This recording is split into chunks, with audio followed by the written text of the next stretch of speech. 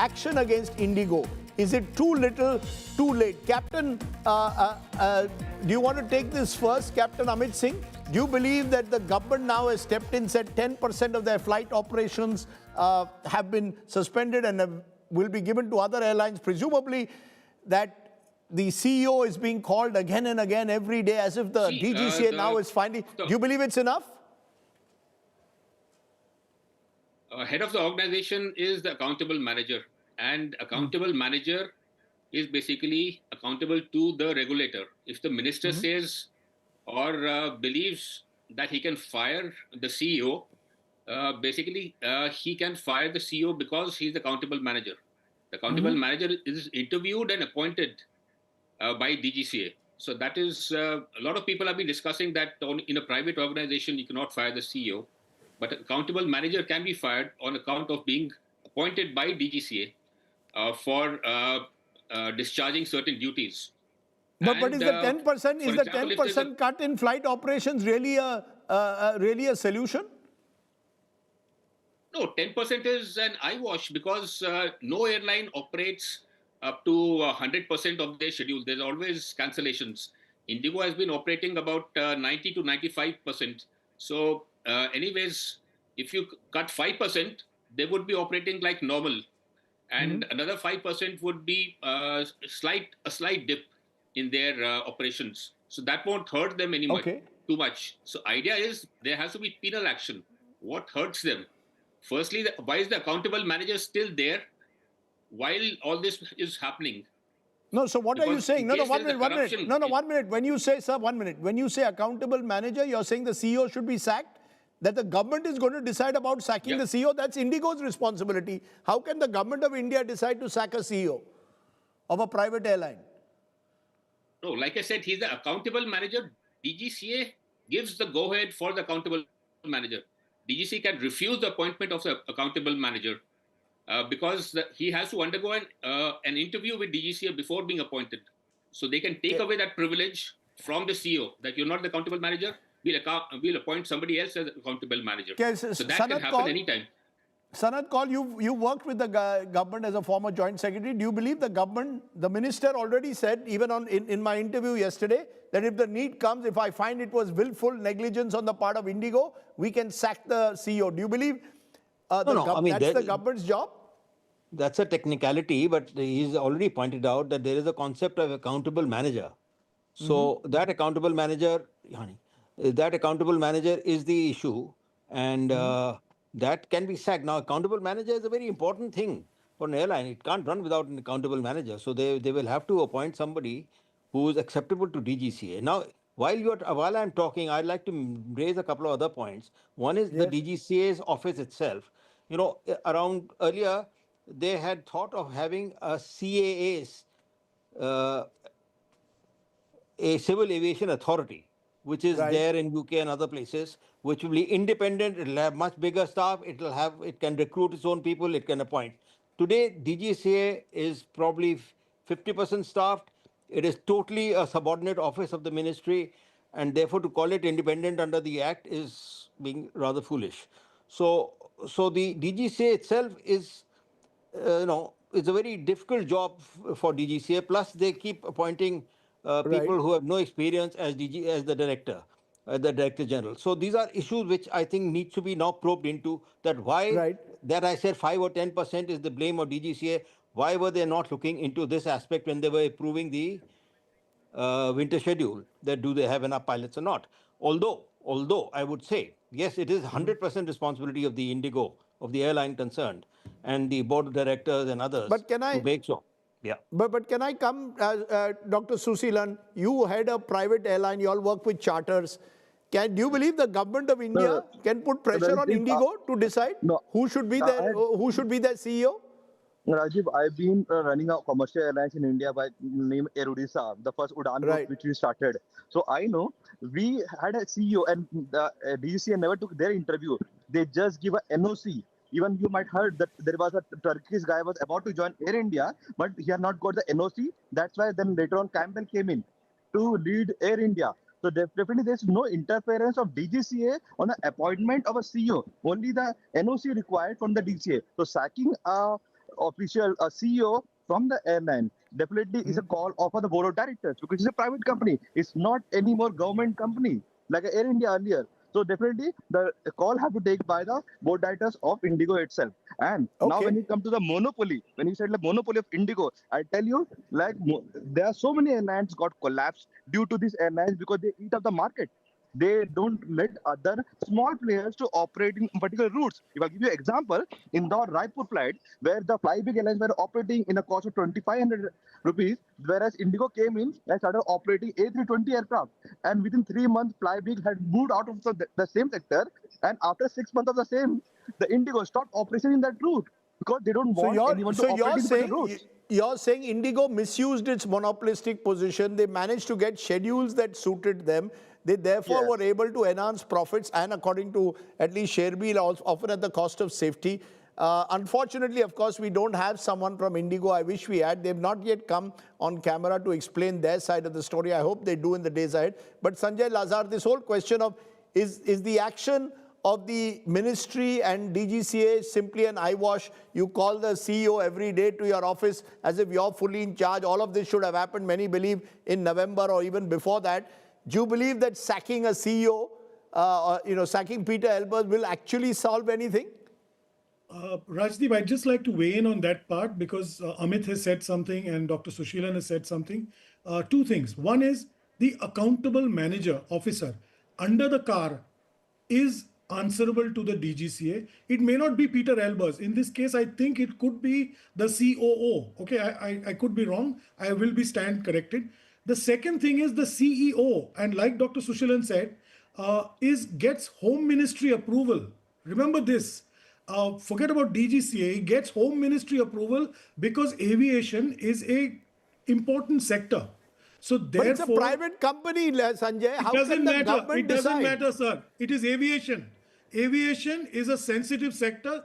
Every CEO of all the private airlines are bound to get Home Ministry clearance. You No, can check. Raj, I would like to No, say it's one thing to get there's a- one thing to get Home Ministry clearance. It's Yes, another so it thing to can be decide on the withdrawn. sacking. No. All No, I it want to can know be what is withdrawn by the what government. is what? Then Home you tell Ministry me what approval is is for what according to you, Mr. security Lazar, only. is the right action to take. Give me the No, action I that you was believe only- will act as a deterrent. Please, Rajdeep, I was pointing out the technicality of removal or non-removal. Okay, let's come to what is the correct punishment for the airline. They've been docked 10%. I do believe Yes. they'll get a large monetary fine, probably a record monetary fine by the DGCA and the government of India, whatever permits within the act and the law. I also Right. believe there's going to be huge scrutiny and they will be brought to question on the induction of aircrafts subject to their having pilots. I can Okay. see this coming in the future. Sanath Kaul, you wanted to respond. Please go ahead, sir. No, I mean, basically what I was saying was that DGCA has a responsibility, which is definitely there, and they must look into all this, but they are crippled. They are crippled, and the concept of Civil Aviation Authority, which was passed by the cabinet, which was put as an act in the parliament, was then not taken up by the new government. Sir, you made that point. You believe that Yeah. the DGCA has been crippled, but Jitendra Bhargava, is this action too little, too late? Is this optics? When you have the DGCA, for example, the CEO of IndiGo doing folded hands before the minister, is that all optics according to you? Or has the government sent out a tough message? No, the action has been too little, too late on multiple fronts. Third, fourth, fifth, when did the government react and when did the government give 10%, curtail the 10% flights of IndiGo and give it to other airlines? Could have been done earlier. Displeasure was known to the IndiGo that, look, we are not happy with the way IndiGo has behaved or IndiGo disrupted the flight schedule, brought Indian aviation a bad name. Now, to me, the board has got the message. The board should take a call sooner than later, but immediate sacking of the CEO would only throw the airline greater turmoil. At this moment, the priority is to put the operations back on track, ensure the minimum inconvenience is caused to passengers. Imagine if the succession plan within IndiGo is not there, what would happen if Pieter Elbers is to go away at short notice and leave the airline in turmoil? They wouldn't know anything about it. So in my opinion, let things unfold in a systemic manner. Ministry of Civil Aviation has made its displeasure known. The fact that Pieter Elbers has been summoned and made to answer, the IndiGo has given an answer that we do not really know or we can't identify the real problem. We'll take 15 more days time to come back and give you a reply to the show cause notice, etc. All can't be accepted. And the LBs that they put forth on the second day, 4th of December, was simply not bought by anyone, neither the traveling public, nor the aviation expert, nor the DGCA, etc.